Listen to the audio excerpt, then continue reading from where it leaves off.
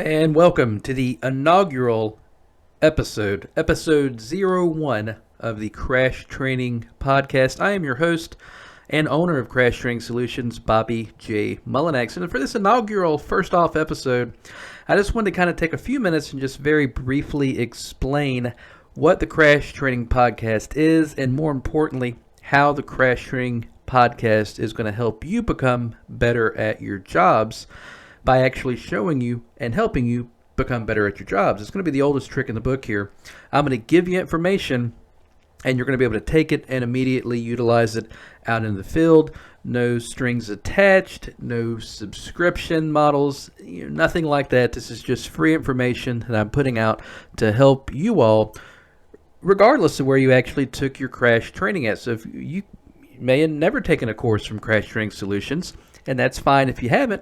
I would sure, love if you did, but that's not the goal for this podcast. The goal for this podcast is to give you some information that's going to be able to assist you in your investigations. And, as a crash reconstruction instructor, one of the things that I hear, the most out of people, and it doesn't matter whether it's law enforcement, private investigations, things like that. A lot of times you hear where an investigator has a problem because, maybe it's been a year since they had any kind of crash training, and, they may not have utilized the training. And everybody that's listening knows that this stuff is a perishable skill. So if you don't use it, you're going to lose it. If you don't exercise regularly, your health's going to go down. If you don't do this, that may happen. And if you don't investigate a lot of crashes, then the stuff you learn during your training can kind of get foggy. And this is kind of the point of this podcast, is to try to defog, some of that mind fog that develops, particularly if it's been a while since you had any training, or if maybe you just haven't had an opportunity to utilize a lot of the training that you took. So we're going to be covering a lot of different things. Questions that I've already received, from people out in the field, questions that we received through the podcast itself. We're going to try to answer those. We're going to give you some tips and tricks that you may or may not have ever heard before. And we're going to give you a lot of really good, useful information that you can utilize immediately out in the field. In fact, in episode 2, we're going to be talking about a very simple way to look at time and distance, because I know that is a big problem among a lot of crash investigators. They get really confused over time and distance. So we're going to lay out a very simple method and a simple way to think about it that's going to kind of hopefully help that light bulb come on if maybe it hasn't came on before, or maybe you understand time and distance really well and you just need another way to try to explain it. We're going to be able to do that for you also in episode number 2, I hope. So as far as the podcast itself, we're going to be doing this probably at least the first and third Thursday of the month. After we get the first few episodes under our belt, these will probably start dropping early, probably 8, 9 o'clock a.m. Eastern Standard Time. And the more questions that we get, the more of these podcasts that we're going to be able to put out. I know a lot of things that people get hung up on, and we're going to address some of those issues. But, if you have a question, this is a great opportunity for you to get that question answered. And you're going to see, or I'll go ahead and give you the link.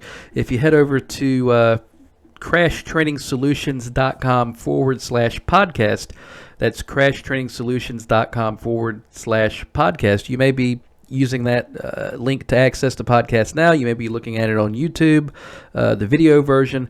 Maybe you've got it in one of the app stores or where you get your podcasts from. But if you need to ask a question, just go to that crashtrainingsolutions.com/podcast, and you're going to see a way that you can submit that. Now, one of the really good things with this submission is I don't track who asked what question. Yeah, there is a spot there for your email, because we want to get your email address and kind of be able to let you know, hey, you had this question. We've chosen it. It's going to be answered on this day. And also, we like to put everybody in our mailing list, because we do have a mailing list through Crash Training Solutions. And, we use that mailing list to give stuff out a lot, whether it's some kind of spreadsheet program that we've designed, maybe a t-shirt, hat, even free training. We're going to give those away from time to time right here on the podcast. So, of course, we want to put as many names into that as we can, but we don't actually track who asks what questions. And I know especially with law enforcement, a lot of times, a lot of the investigators are really nervous about asking a question because they think that's going to come back and be used against them in court or something like that, that somebody's going to try to bring up, such and, John Doe from Anytown Police Department didn't know this about this formula or something like that. So that's not the intent of this podcast. Once we write the question down, we're going to pretty much forget who asked it. So it's going to be anonymous to a point as far as your submissions. The email address isn't required.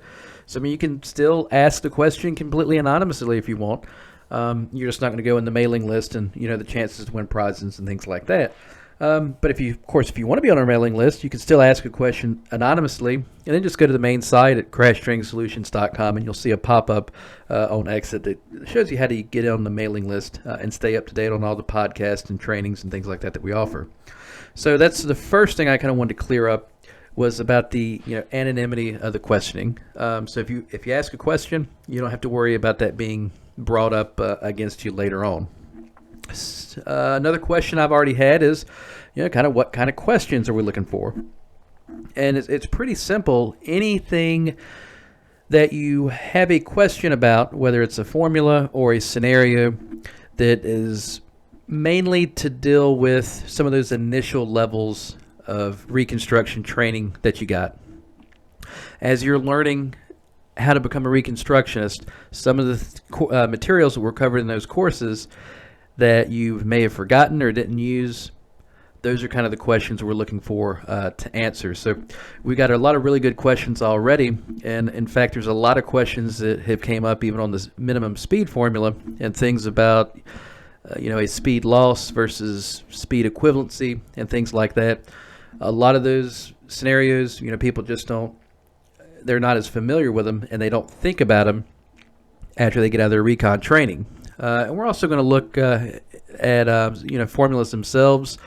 We're going to look at the airborne formula, because there is a lot of mistakes that kind of get made with that formula, because a lot of people get confused on exactly what distance to use. So that's going to be coming up here shortly on the the podcast. Also, we're going to look at those airborne formulas and see what exactly we need to be measuring as far as our airborne distance, and also how that affects the overall outcome on our speed estimates and things like that. So the podcast is 100% designed to help you, the listener, either recover some information that maybe you have gotten foggy on, or maybe even learn some new information. So we're going to have a lot of really good stuff, and I'm pretty excited about the podcast.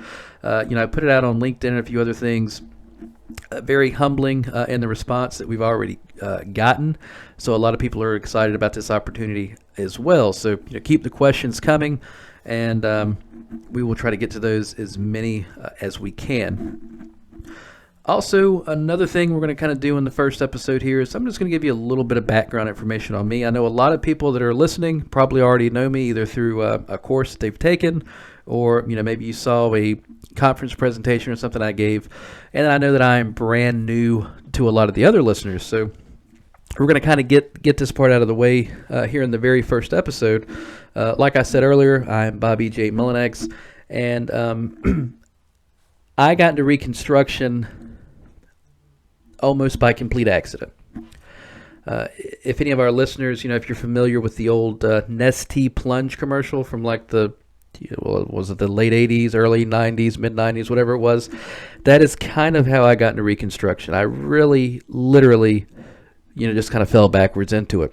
I didn't really have that much interest in Reconstruction. It was not something that I thought I was going to pursue, career-wise in my law enforcement career. It just wasn't something that really stuck out to me a whole lot.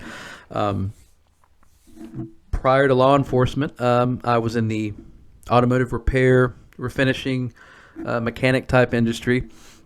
I did that for several years, and I was dealing with wrecked cars all the time. I was 23 years old. That was kind of a boring career path. I thought I wanted something a little more exciting. So that's when I first started applying to, law enforcement agencies and things like that. Wound up getting hired, and once I got out of the academy and I started working, dealing with wrecked vehicles was the furthest that I wanted.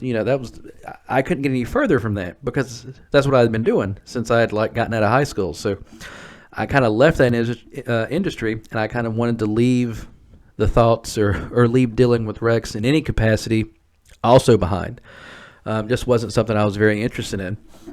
In fact, when I first got out of the academy, if any of you have seen the show, it was Diners, Drive-Ins, and Dives, something like that. I think it was on the Food Channel with Guy Fieri.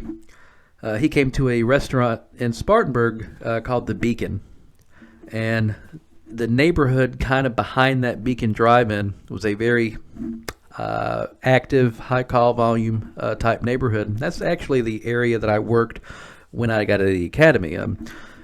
2007, early 2007, I graduated from basic law enforcement training. I was hired by the Spartanburg Police Department, and I was a patrol officer. I started out in the patrol division. Did not really think a whole lot about traffic or working traffic or investigating collisions, and I was your typical first few year patrol officer. I wanted to, kick the bushes, see what I could stir up, made a lot of car stops, really focused a lot on interdiction type work. I wanted to take, bad people to jail for doing bad things, just like everybody else that gets in law enforcement initially. And then from there, I kind of decided that I wanted to go into the route of traffic enforcement. Now, when I first started traffic enforcement, I still, even as a traffic officer, didn't have much of an interest in working collisions or reconstructing collisions. I got into traffic enforcement because I wanted to chase down impaired drivers. And in fact, that's what I did the first 2 or 3 years that I was in the traffic division. Was I was assigned to more of a nighttime enforcement role, and I went after impaired drivers. Still didn't have a whole lot of interest in reconstruction, learning it, or anything else. Just not something that I was incredibly interested in. So after I got into the traffic division, they kind of wanted me to go and at least take level 1 of reconstruction. They said, hey, if you're going to be out, you're going to be investigating wrecks, you're going to be going to bad crashes and things like that, you at least ought to have this first level so you can kind of know what to do on the scene of a wreck. I said, I guess that kind of makes sense. Still really didn't want to go to the training. But the really good thing about the training was I was supposed to go at the end of October, 1st of November, that area of the year, or that time of the year. And, the Spartanburg Police Department took care of you as far as, your meal allowances and things like that. And we actually got a meal check to go to this training for 2 weeks. And the meal allowance that they gave us wasn't going to be anything close to, what I was going to spend on it. So I was right at Christmas. I was still on a police salary. And now I'm kind of getting essentially bribed to go to, the level 1 of Crash Reconstruction. I had no shame. And I said, yeah, now that you've laid it out this way, and I know I'm getting this per diem check, I really see the point in going to this first level of this reconstruction course. And literally, as embarrassing as it sounds, that's how I got into recon. Actually didn't know what I was going to attend. I didn't know that there was math involved in it. I have always hated math. So I show up on the first day of the class and really didn't know what to expect exactly. Show up and I noticed that they've got calculators, they've got all these extra notebooks and things like that. And I'm getting a little concerned because I'm not exactly sure what's going on. And when I asked some of the people over me that was sending me to this training, I said, exactly what is in this first level of reconstruction? And they said, well, you basically learn how to paint stuff in the road and take pictures of stuff. And I said, I can do that now. I'm going to make 100, you know? That's how naive I was about Reconstruction at that point. And I remember I showed up at the class, and they also told me I was going to figure out or learn a little bit more about filling out a rec report. And the instructor of the class, he kind of stands up on the first day and he tells everybody, if you think you're here to learn how to fill out a rec report and like take pictures of stuff, you're in the wrong class. And at that point in time, I knew that maybe this was not going to go exactly as planned. So I remember, I'll never forget the first day when we were doing our math, people have calculators. I didn't bring a calculator. So I was trying to do like level 1 Reconstruction level math on a Nokia flip phone. And it just was not working out really good. So I knew that I had to get through the 2-week course to hang on to that food check, because I already had my Amazon shopping cart stacked full for the year, so I wasn't going to give that back. So I knew I had to kind of hang in there and take this whole level 1 thing and see what happens. And I wound up actually enjoying the training from that first level. So even though I initially told them, hey, I'm not going to go to any more of these classes, I went back to Spartanburg. And, I talked to the guy in training, and I said, hey, maybe send me to the other ones. I've already got the first one out of the way. Let's see what happens. And I went through the rest of the levels that were offered there at the state level, and I really enjoyed the training. I was not completely sold on Reconstruction yet.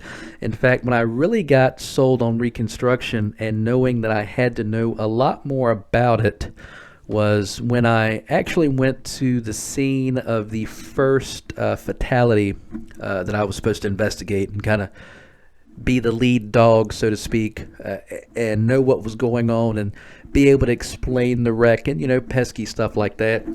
And I go to the scene, and it was a, single car. It was a motorcycle, impaired driver on the motorcycle, just a single car collision.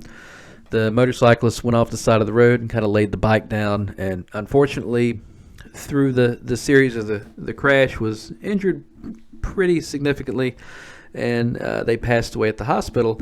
And I do my investigation, and I knew enough about Reconstruction to be able to come up with a speed. And I came up with a speed of the bike of like 40 miles an hour, if I remember correctly. And it came time for me to kind of give the findings to this person's family, and they want to know what happened. And I said, well, they're going, she was going, 40 miles an hour. We get that, but what happened? Well, she was going 40 miles an hour. Yes, officer, we understand that, but what happened? And all I could tell him was, she was going 40 miles an hour. Literally, the only thing I knew about the crash was the speed of the bike when she laid it down.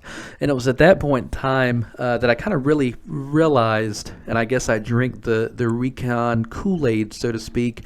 I understood that this title of Crash Reconstructionist, and whether you're a private consultant, you're in the insurance field, law enforcement investigations, if you're kind of carrying that title around, it is more, than I found out it was more than just a pin that I would wear on my uniform to look important.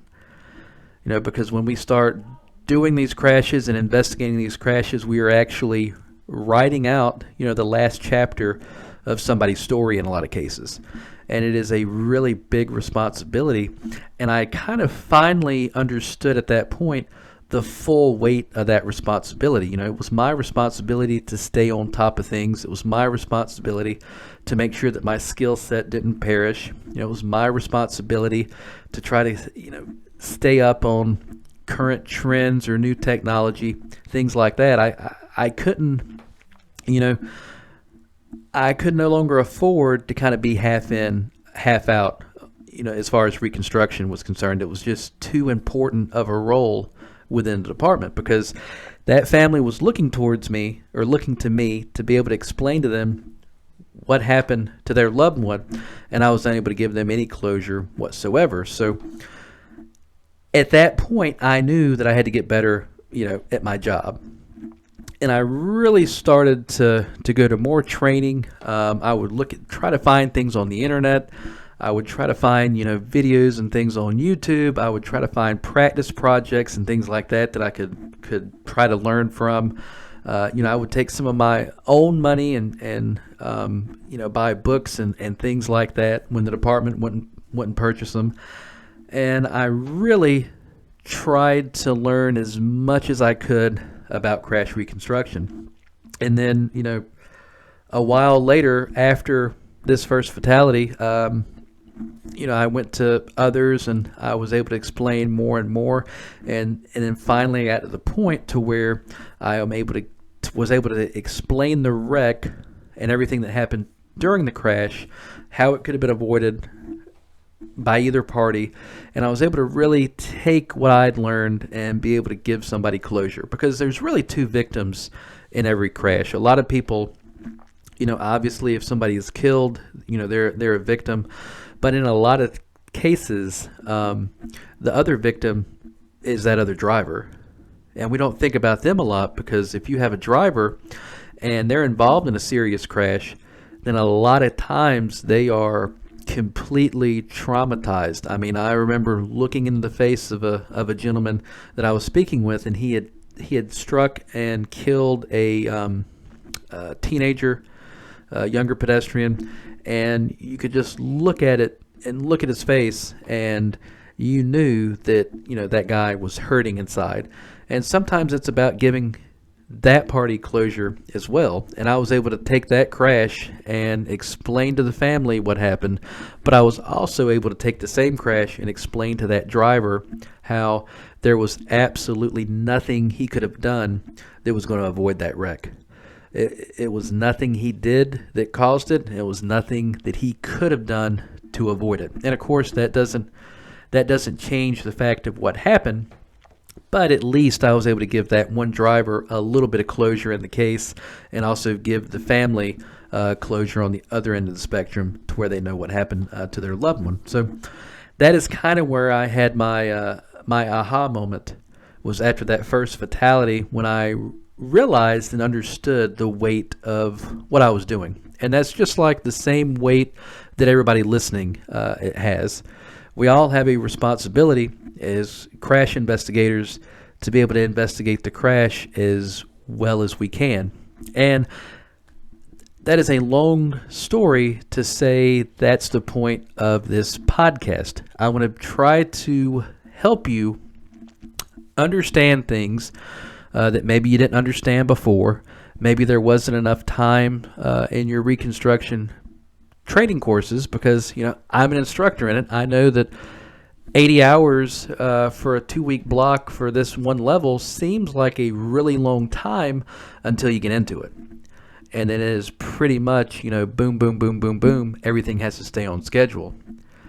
And a lot of times there's some things that you wish you could explain a little better.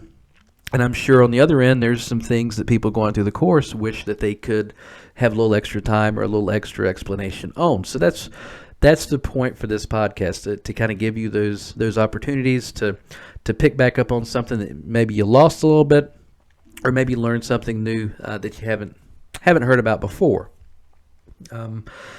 I was with the Spartanburg Police Department doing crash investigations and general police work for pretty close to 10 years, probably about 9.5 years, if I'm doing the math in my head correctly. And then after that 9.5 year period, I had the opportunity to kind of branch out, and I started doing the instructor thing full time. And since I left the department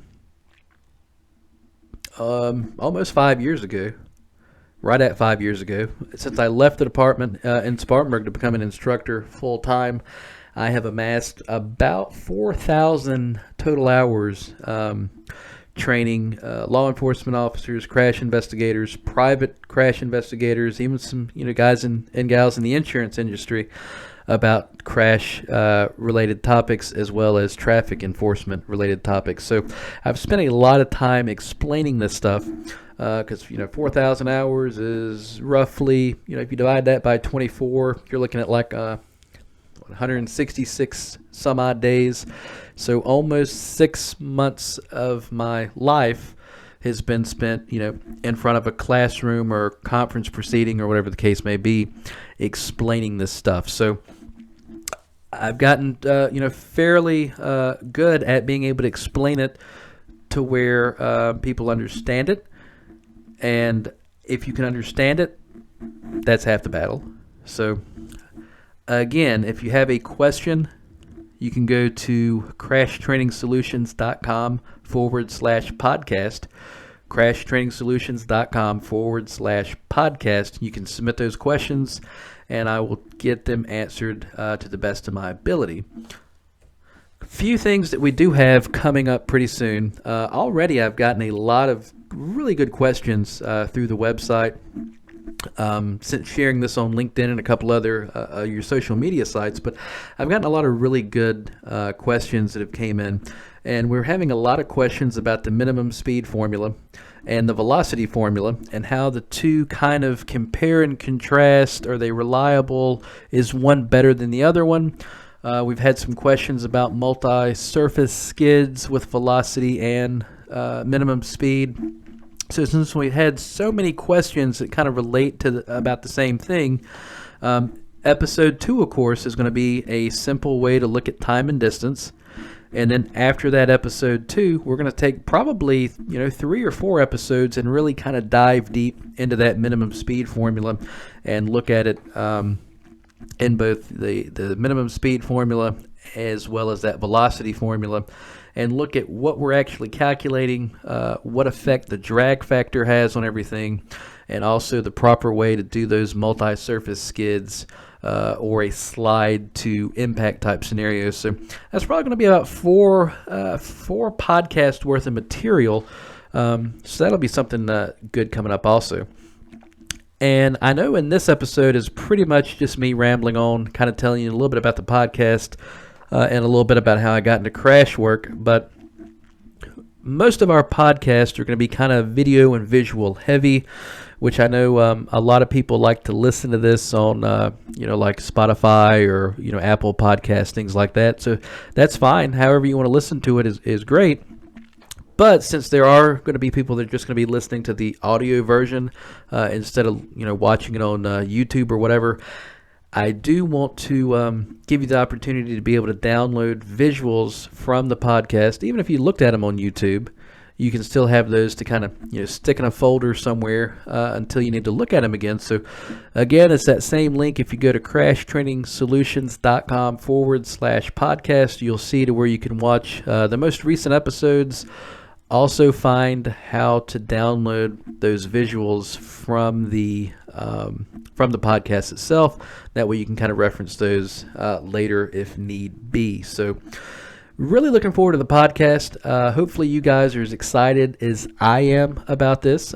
If you're watching on YouTube, why don't you give me a like and subscribe to the channel if you don't mind. Maybe turn on the notifications, and that way you'll know exactly when the next podcast is going to come out or when it drops. We're at a minimum looking at doing this on the first and third Thursday of every month. So probably over the next couple of weeks we may have enough material, and if we get enough questions coming in, we may try to move this up to like a weekly thing. Some other things we've got planned, of course, is the question and answer type thing. Also, we're going to look at some formulas. Also, we're going to do things like tech review and all that. And coming up here sometime in the future, we're going to have an episode of the podcast. We're going to be looking at taking Photo Modeler, the software program, and actually being able to take evidence from a body-worn camera and kind of diagram that in to your crash scene in those events where maybe a pedestrian or somebody that was struck got transported to the hospital before you can mark their locations, or a hat gets moved, or the fire department or EMS moves stuff that they're not supposed to. if it was captured on a initial responding police officer's body-worn camera, I'm going to show you a way that you can use that in Photo Modeler and kind of put that back in your crash scene before it was messed with. So got a lot of really good stuff coming up. I'm excited. I hope you guys are excited. So that's a wrap for episode 1, and I will see you guys and gals on the road.